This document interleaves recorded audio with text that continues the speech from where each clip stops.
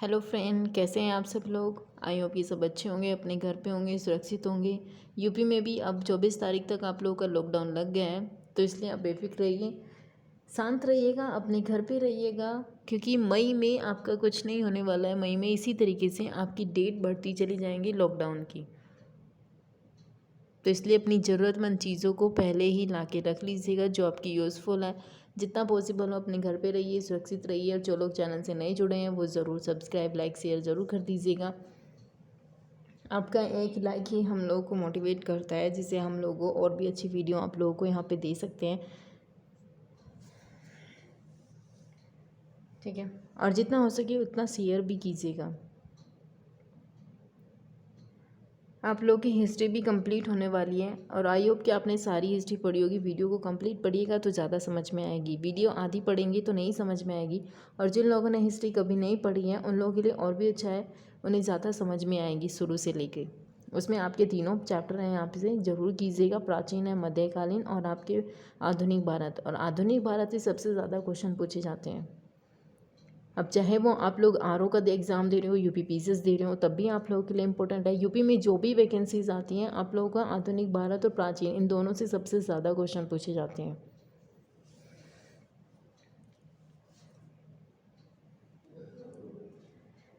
ठीक है, तो लाइक शेयर की ज़रूर कीजिएगा, जितना हो सके उतना सब्सक्राइब भी कीजिएगा। कल आप लोगों को यहाँ पे सुभाष चंद्र बोस और उनकी आज़ाद हिंद फौज के बारे में बताया जा रहा था कि मोहन सिंह के दिमाग की सबसे पहली स्थिति थी कि उन्होंने ही क्या किया था, आज़ाद हिंद फौज की स्थापना का विचार आया था उन्हीं के दिमाग में। किन के? मोहन सिंह के। ठीक है, फिर इन्होंने क्या किया था कि 1942 ईस्वी को इसका गठन कर दिया था, आज़ाद हिंद फौज का किया था। और किन सिपाहियों को मिलाया था? वैसे सिपाही थे जो जापान के समक्ष जिन लोगों ने आत्मसमर्पण किया था, और मोहन सिंह ने ही 1942 में इसका गठन कर दिया था। फिर उसके बाद 1943 ईस्वी में रास बिहारी बोस ने किसको दे दिया था ये? फिर सौंप दी थी आपके सुभाष चंद्र बोस को ही इसकी सत्ता सौंप दी थी। वो इसके कमांडर घोषित कर दिए गए थे यहाँ पे। इतना आप लोगों को कल पढ़ा दिया गया था। और ये भी बता देता कि इन्होंने, सुभाष चंद्र बोस ने ही सिंगापुर में एक स्वतंत्र भारत की अस्थायी का गठन भी किया था। और फिर उसके बाद यहाँ पे सुभाष चंद्र बोस ने अपने सैनिकों को प्रोत्साहित करने के लिए, उन्हें आह्वान करने के लिए कि वो, ताकि उनके अंदर जोश भरे, किसके लिए? अपनी आज़ादी के लिए। और इन्होंने यहाँ पे एक नारा लगाया था कि इन्होंने, सुभाष चंद्र बोस ने, सुभाष चंद्र बोस ने क्या कहा था? तुम मुझे खून दो, हम तुम्हें आज़ादी दूंगा। ये इनका नारा था, तुम मुझे खून दो, हम तुम्हें आज़ादी देंगे। ये किसका नारा था? सुभाष चंद्र बोस का ही नारा था यहाँ पे, क्योंकि पूछ लेगा कि किसका नारा था या किसने दिया था। उसके बाद इन्होंने क्या करा, 1943 ईस्वी में आज़ाद हिंद फौज की जो सेना थी वो अंडमान निकोबार द्वीप समूह को सौंप दिया था। जापानी सेना ने किसको? जापान की जो सेना थी उन्होंने आज़ाद हिंद फौज को अंडमान और निकोबार द्वीप समूह सौंप दिया था, जिसके आगे चल के फिर नाम भी बदल दिए गए थे। अब ये अंडमान निकोबार में कुछ आपके द्वीप भी मिलेंगे, उन द्वीप का नाम क्या था?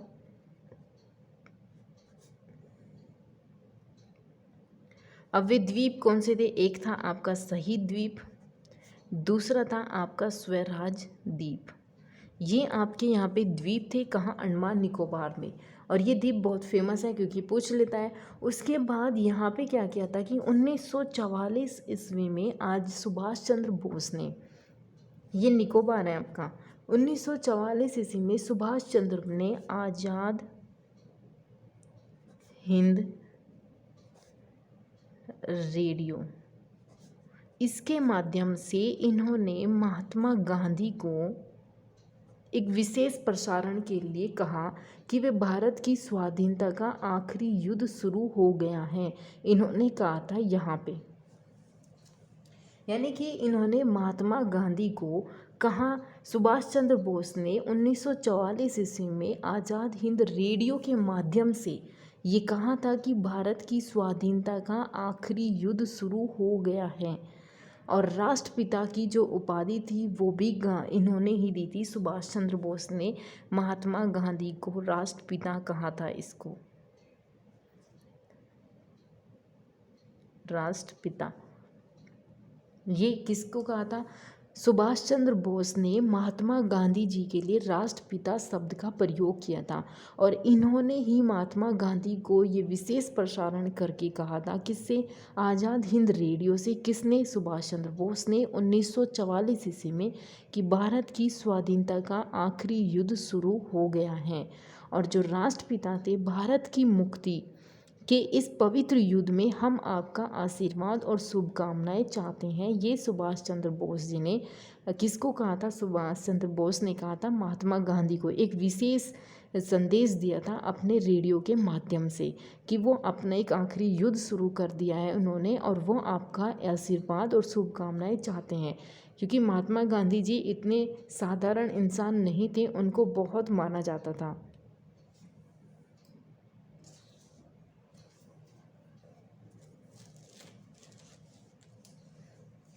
ठीक है, और इन्होंने ही उनका आशीर्वाद के लिए ये एक संदेश दिया था, यहाँ पे विशेष प्रसारण किया था इसके लिए। फिर इन्होंने ही महात्मा गांधी को पहली बार राष्ट्रपिता शब्द का प्रयोग भी सुभाष चंद्र बोस ने महात्मा गांधी जी के लिए ये शब्द यूज़ किया था। ठीक है, इतना आई होप कि आपको समझ आ गया होगा।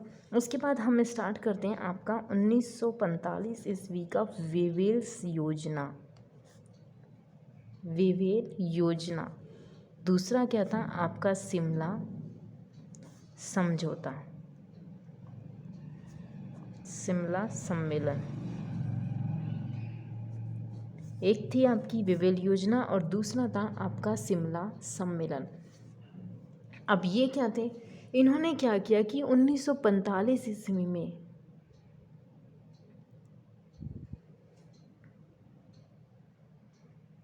ठीक है, ये क्या थी? यहाँ पे इन्होंने एक योजना प्रस्तुत की जिसमें कुछ चीज़ें इंपॉर्टेंट थी। जैसे इन्होंने क्या कहा कि केंद्र में एक नई कार्यकारी परिषद का गठन होगा। इसी आपको जो वेवेल समझ योजना थी, इसमें इन्होंने कहा था कि एक नई कार्यकारी परिषद का गठन हो जिसमें वायसराय तथा कमांडर इन चीफ के अलावा एक सदस्य भारतीय होगा। इन्होंने कहा था कि जब इसमें होगा तो इसमें 3 व्यक्ति होंगे। एक व्यक्ति आपका कौन होगा? इन्होंने कहा कि एक व्यक्ति इसमें जैसे वायसराय था, कमांडर इन चीफ था और एक व्यक्ति इसमें अब कौन होगा? भारतीय भी होगा। ये इन्होंने अपनी योजना में रखा कि जो यहाँ पे केंद्र में जो एक नई कार्यकारी परिषद का गठन होगा उसमें जैसे वायसराय होता है तथा कमांडर इन चीफ होता है, 2 व्यक्ति होते हैं। इनके अलावा जो एक सदस्य होगा वो इसमें भारतीय होगा। और दूसरी बात इन्होंने फिर क्या कही, जो आपका कार्यकारी परिषद होगा वो एक अंतरिम व्यवस्था थी जिसे तब तक देश का शासन चलाना था जब तक कि एक नए स्थायी संविधान पर आम सहमति न हो जाए। अब आप इस चीज़ को समझ गए होंगे। इन्होंने कहा था कि जो हम ये परिषद बना रहे हैं, कार्यकारी परिषद, ये सिर्फ तब तक ही लागू होगी जब तक कोई स्थायी संविधान की सहमति ना मिल जाए। ये सिर्फ एक टेम्परेरी थी, ज़्यादा नहीं थी कि ये परमानेंट के लिए बना दी गई। नहीं, इसमें कहा एक वायसराय होगा, ये एक परिषद बना दी जिसमें वायसराय, कमांडर इन चीफ और एक व्यक्ति होगा, ये इसमें सदस्य थे। साथ में इन्होंने यह कहा था यहाँ पे, साथ में इन्होंने फिर ये भी कहा कि जब ये कार्यकारी जो परिषद हम जिसका गठन कर रहे हैं ये सिर्फ तब तक चलेगी, ये कोई सिर्फ एक अंतरिम व्यवस्था थी, ये तब तक चलेगी जब तक कि यहाँ पर कोई स्थायी संविधान का क्या ना हो जाए, एक सहमति ना मिल जाए, तब तक ये चलेगी।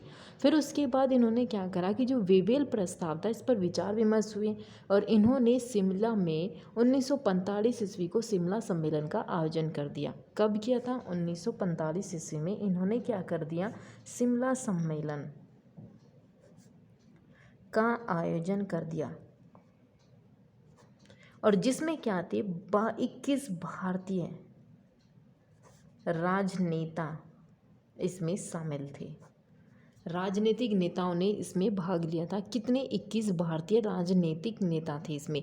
किसमें? यहाँ 1945 ईस्वी में, ये 45 है यहाँ पे, 1945 ईस्वी में ही इन्होंने शिमला सम्मेलन का आयोजन कर दिया। और इसमें क्या हुआ, इसके प्रतिनिधि थे कांग्रेस के कौन? मौलाना अबुल कलाम आज़ाद। और लीग के मोहम्मद अली जिन्ना, इन दोनों ने इसमें भाग लिया था। किसमें? शिमला आयोजन में। इसमें कौन थे आपके? एक थे जो आपकी कांग्रेस की थी, मौलाना अबुल कलाम आज़ाद। और दूसरे व्यक्ति कौन थे? दूसरे व्यक्ति थे आपकी लीग के, कौन थे यहाँ पे? मोहम्मद अली जिन्ना। इन दो व्यक्तियों ने क्या लिया था? इसमें भाग लिया था। और इसी सम्मेलन में जिन्ना ने प्रस्तुत की थी वायसराय को कार्यकारिणी के सभी मुस्लिम सदस्य लीग से ही लिए जाएंगे, क्योंकि मुस्लिम लीग ही मुसलमानों की एकमात्र प्रतिनिधि संस्था थी और की जिद पर सम्मेलन में असफलता का कारण बढ़ी। यानी कि जो यहाँ पे मोहम्मद अली जिन्ना की जिद थी, जिसके कारण जो विवेल योजना थी, जो आपका शिमला सम्मेलन था, ये क्या हो गया था? असफल हो गया था। अब ये असफल क्यों हुआ था? क्योंकि मोहम्मद अली जिन्ना की ये एक जिद थी यहाँ पे, उनकी जिद थी कि जो हमारा एकमात्र प्रतिनिधि संस्था है सिर्फ यही है, और आप इसी में से क्या करेंगे? वायसराय के कार्यकारी सभी मुस्लिम सदस्यों में से, इन्हीं में से मुसलमानों की जो एकमात्र संस्था थी, इन्हीं में से लिए जाएंगे। और इसी जिद की वजह से इसे असफल माना जाता है कि ये असफल हो गई थी। अगर आपसे पूछेगा शिमला सम्मेलन कब हुआ था, तो आप बता दीजिएगा कब हुआ था। 1945 में हुआ था। भारतीय नेता थे इसमें, और इसमें कांग्रेस का व्यक्ति कौन था? मौलाना अबुल कलाम आज़ाद। और लीग के थे मोहम्मद अली जिन्ना। इसके अलावा आपसे कुछ नहीं पूछेगा। ये सफल हुआ, असफल हुआ, क्योंकि ये असफल हो गए थे। फिर उसके बाद हुआ 1945 ईस्वी में क्या? आज़ाद। जो आपका अगर पीसीएस का पेपर दे रहे हैं आप, यूपी पीसीएस का, या फिर आप आरओ का दे रहे हैं, तो वहाँ यहाँ से क्वेश्चन जरूर पूछेंगे आपसे।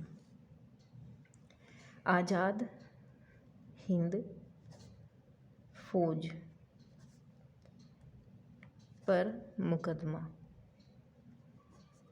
ये थे आपके यहाँ पे कि 1945 ईस्वी में आज़ाद हिंद फौज के कुछ सिपाहियों पर संपूर्ण के बाद, यानी कि सिपाहियों द्वारा संपूर्ण के बाद सरकार ने उन पर निष्ठा को शपथ जो सरकार के प्रति ली जाती थी को तोड़ने के आरोप में लाल किले में मुकदमा चलाने का निर्णय लिया था। उनका मानना था कि जो सरकार के प्रति यहाँ पे शपथ ली जाती है, उसका नियम, यानी कि उसका जो यहाँ पे रूल थे, नियम थे, उसको तोड़ने के आरोप में इन पर मुकदमा चला दिया गया। और सरकार ने यह डिसीजन भी लिया, जो वहाँ पे निर्णय था उसके विरुद्ध समूचे देश के आंदोलन शुरू किए गए, और कांग्रेस ने INA के सिपाहियों को बचाने के लिए आज़ाद हिंद बचाव समिति की स्थापना कर दी। इनका आज़ाद हिंद फौज पर मुकदमा ही इसलिए था क्योंकि वहाँ जो आज़ाद हिंद फौज के सिपाही थी, उन पर क्या हुआ? उन पर ये सिर्फ आरोप लगा दिया गया कि जो सरकार के प्रति निष्ठा की शपथ ली जाती है उसको तोड़ने के आरोप में, यानी कि इन्हें क्या था? सरकार के प्रति निष्ठा की जो शपथ ली जाती है, निष्ठा की शपथ को तोड़ने के आरोप में इन पर क्या चला दिया गया? मुकदमा। और इसीलिए इनको बचाने के लिए, ठीक है, इनको बचाने के लिए यहाँ इन्होंने क्या किया? आज़ाद हिंद बचाव समिति का गठन कर दिया। इसकी इन्होंने क्या कर दी? स्थापना कर दी अपने सिपाहियों को बचाने के लिए। और फिर क्या हुआ? जो इनका बचाव पक्ष था उसके सबसे प्रमुख वकील के बारे में जरूर पूछा जाता है। अब इसके बचाव के प्रमुख वकील कौन थे? प्रमुख वकील थे आपके कौन? भोला भाई देसाई, ये यहाँ के प्रमुख वकील थे। ठीक है, अगर आपसे पूछेगा कि आज़ाद हिंद फौज की जो इनके बचाव पक्ष था उसके सबसे प्रमुख वकील कौन थे, तो भोला भाई देसाई थे। और उनका सहयोग दिया था किन किन व्यक्तियों ने? तेज बहादुर सप्रू ने, तेज बहादुर सप्रू ने, उसके बाद जवाहर लाल नेहरू ने, और यहाँ तीसरे व्यक्ति थे काटजू। इन सब ने मिलकर, और भी इसमें वकील थे, लेकिन ये इम्पोर्टेंट व्यक्ति थे जिन्होंने सबसे अच्छा रोल निभाया। सबसे प्रमुख वकील कौन थे? भोलाभाई देसाई। और उसके साथ यहाँ पे अदालत में बहस किसने की थी? और तेज बहादुर सप्रू ने की थी। उसके बाद काटजू ने की थी, जवाहरलाल नेहरू ने की थी। इन सब ने यहाँ पे अदालत में बहस की थी। और यहाँ क्या था, जो आज़ाद हिंद फौज के सिपाही थे सरदार गुरु बख्श सिंह, क्योंकि इन तीनों का भी पूछ लेगा कि जो आज़ाद हिंद फौज के सिपाही थे वे कौन थे। एक व्यक्ति थे सरदार कौन थे यहाँ पे, गुरु बख्श सिंह। और फिर दूसरे व्यक्ति थे प्रेम सहगल। फिर तीसरे थे शाह नवाज। ये यहाँ पे 3 व्यक्ति थे और इन पर मुकदमा चलाया गया था और इन्हें फांसी की सज़ा सुना दी गई थी इसी मामले पर। और इसी में ही इनके बचाव पक्ष के लिए कौन कौन आए थे, भोला भाई देसाई, और उसके साथ इन्होंने यहाँ पे बहस की थी तेज बहादुर सप्रू ने, जवाहरलाल नेहरू ने और काटजू ने। उनके ऊपर सिर्फ ये आरोप लगा दिया गया था, आज़ादी फौज के जो सिपाही थे इनके खिलाफ ये आरोप लगाया था और इन्हें फांसी की सज़ा सुना दी गई थी। ठीक है, उसके बाद अब स्टार्ट होता है कौन सा, 1946 ईस्वी का शाही नौसेना विद्रोह। अगर आपसे सीरीज में भी पूछेगा आज़ादी फौज पे जो बचाव पक्ष से मुकदमा था वो पहले आया या शाही नौसेना विद्रोह पहले आया, तो इसलिए आप इन्हें कर पाएंगे अब। ठीक है, इसमें क्या हुआ था कि 1946 ईस्वी को रॉयल इंडियन नेवी यहाँ पे क्या था कि जो रॉयल इंडियन नेवी के सिग्नल्स प्रशिक्षण हो रहा था यहाँ पे। ये नाम है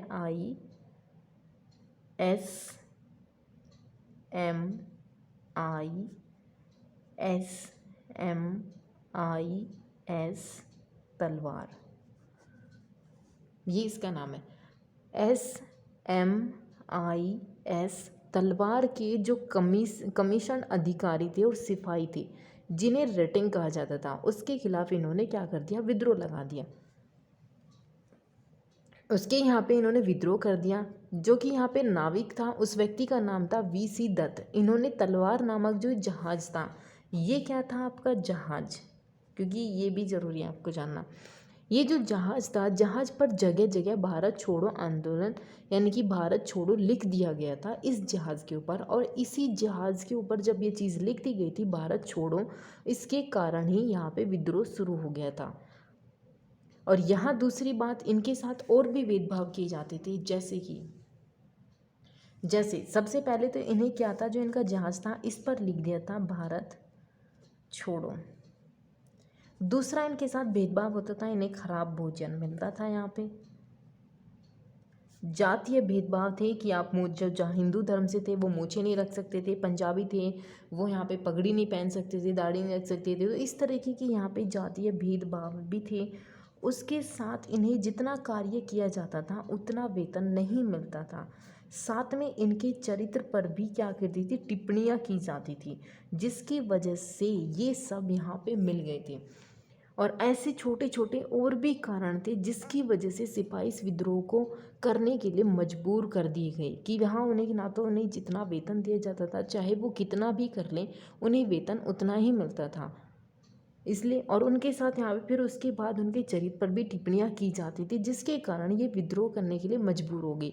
उसके बाद यहाँ पे क्या हुआ, इस विद्रोह ने अपनी चपेट में और भी लिए थे, जैसे कराची, मद्रास, कलकत्ता को भी क्या कर लिया, इसमें शामिल कर लिया था। इनके साथ और भी यहाँ पे विद्रोह में यहाँ पे व्यक्ति जुड़ गए थे।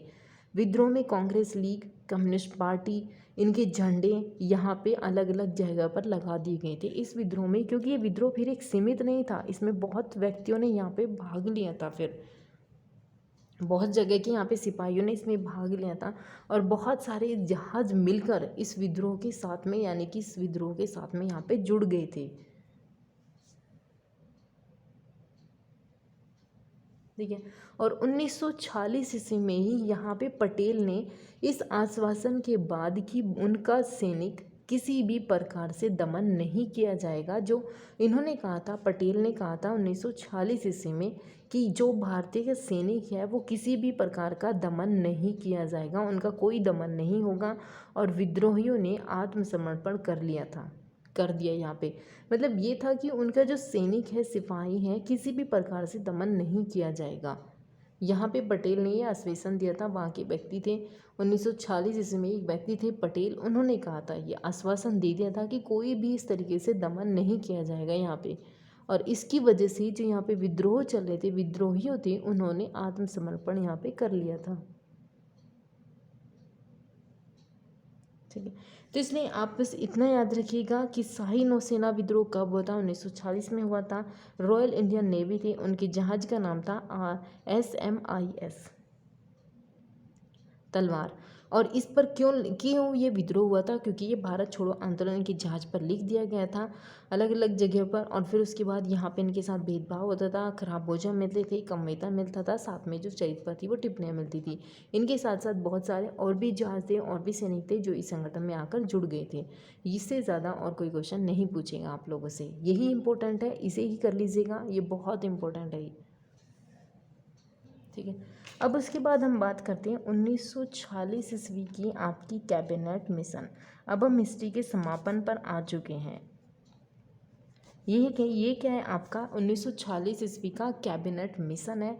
इसमें क्या कर दिया कि जो पाकिस्तान का प्रस्ताव था वो अस्वीकृत कर दिया गया और फिर प्रांतों की स्वायत्तता और अवशिष्ट शक्तियाँ आ गई यहाँ पे और चीज़ें हैं, पहले उसको सुन लीजिएगा। यहाँ पे था जैसे कि प्रांतीय विधानसभाओं में संविधान सभा के सदस्यों का चयन होगा और रक्षा, विदेश मामले, संचार, ये सारे एक सामान्य केंद्र की व्यवस्था होंगी, जो कि इससे पहले भी बताया गया था कि यहाँ पे अगर कोई चीज़ होगी तो वो सारी एक चीज़ से जुड़ी होगी। जबकि यहाँ पे जिन्ना ने चीज़ें मना कर दी थी कि नहीं, ऐसा कुछ नहीं होगा।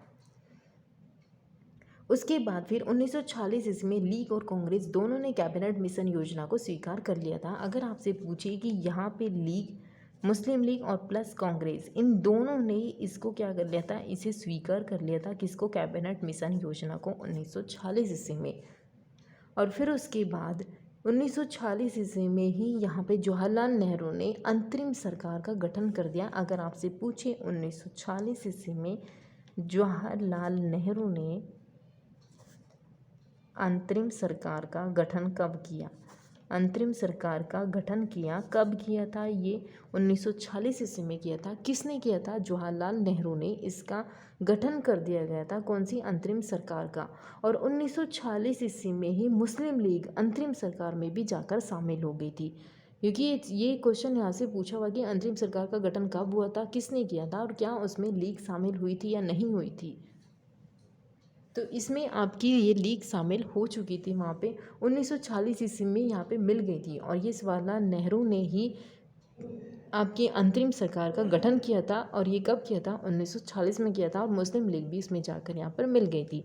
1947 में क्या किया इन लोगों ने, कांग्रेस के जो सदस्य थे, मुस्लिम लीग के सदस्य थे, दोनों सदस्य क्या होंगे, कांग्रेस के सदस्य और मुस्लिम लीग के सदस्य, इन दोनों को ही अंतरिम सरकार की निष्कासित करने की मांग की और लीग ने संविधान सभा को भंग करने की मांग उठाई थी। यहाँ पे कैबिनेट मिशन। अब ये चीज़ आपकी समझ आ गई होगी, सबसे पहले कैबिनेट मिशन कब आया, क्या इसे कांग्रेस लीग दोनों ने स्वीकार कर दिया था, दोनों ने स्वीकार कर ली थी। लेकिन बाद में ऐसा कुछ हुआ कि लीग ने संविधान सभा को भंग करने की मांग उठा दी। उसके बाद जवाहरलाल नेहरू ने 1946 ईस्वी में, सितंबर 1946, क्योंकि ये मंथ भी एक बार पूछा हुआ था, सितंबर 1946 ईस्वी में जवाहरलाल नेहरू ने अंतरिम सरकार का गठन कर दिया, जिसमें लीग भी इसमें शामिल हो गई थी। ठीक है, फिर उसके बाद आती है आपकी एटली की घोषणा। एटली की घोषणा क्या थी यहाँ पे, 1948 में एक सत्ता हस्तांतरित करने की बात की। कहाँ, एटली घोषणा में। इसमें क्या कहा गया कि जो एक सामान्य केंद्र द्वारा जो आपकी सत्ता होगी वो एक सामान्य केंद्र द्वारा या कुछ क्षेत्र में प्रांतीय सरकार को गठित करने की घोषणा की। इन्होंने सिर्फ क्या किया था, इन्होंने कहा था कि कुछ क्षेत्रों में सिर्फ प्रांतीय सरकार को गठन करने की इन्होंने घोषणा की। ये आपसे नहीं पूछा जाता, सिर्फ इतना पूछा जाता है कि एटली घोषणा कब हुई थी, 1948 ईस्वी में हुई थी। अब उसके बाद हम बात करते हैं 1947 ईस्वी की कौन सी, माउंट बेटन योजना, जो आपकी बहुत ही इम्पोर्टेंट योजना है। ये माउंट बेटन योजना है 1947 ईस्वी की है और ये ही अंतरिम ब्रिटिश वायसराय थे। भारत की अंतिम ब्रिटिश वायसराय कौन थे? लॉर्ड माउंटबेटन थे ये, जो भारत में आए थे। उसके बाद इन्होंने यहाँ आने के बाद एक घोषणा कर दी, लॉर्ड माउंटबेटन के द्वारा एक योजना की घोषणा की गई, जिसे माउंटबेटन योजना के नाम से ही जाना जाते हैं। इन्होंने क्या किया था? इन्हीं के नाम से ये योजना बना दी गई थी और इन्होंने इसका आधार क्या रखा था? भारतीय स्वतंत्रता विधेयक।